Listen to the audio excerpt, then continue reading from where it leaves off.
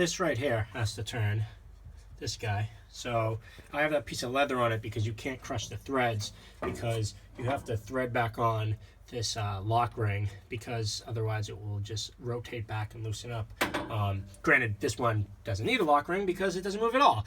I can't get it to spin in either direction. So I'm putting the leather on and gripping it with the channel lock, like so, like that, and trying to turn. But it just slips. It just slips. The leather slips around in the thread.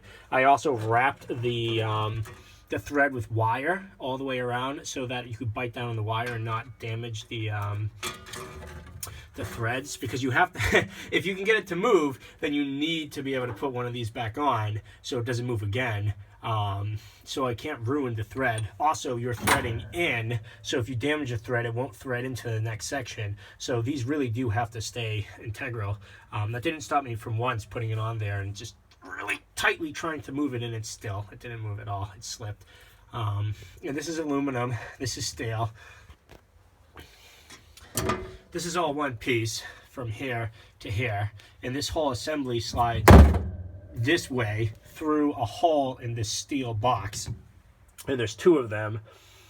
So I don't know how you'd remove this worm gear, because if you undo all 4 bolts, right, that would allow, oh, 1 second, this is in low power mode, that would allow these silver pieces to slide inwards, but you can't do that because there's steel spacers and then the worm gear, so these can't come in. So they can't come in and then pull out. So I would think the only way to get it out would be to hammer this shaft out. It's only so long, it's right there.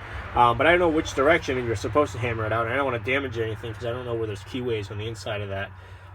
So that's where I am right now. But we ordered one of these. It comes with this aluminum sleeve here and with the threaded part. So I can just replace this if I can't get it to move, but I still have to remove it like out of the machine, and I don't know what the best method of doing that is. I mean, obviously it's doable. People have done it, but the instruction manual, the manual on the Coot doesn't exactly get into how to disassemble part by part.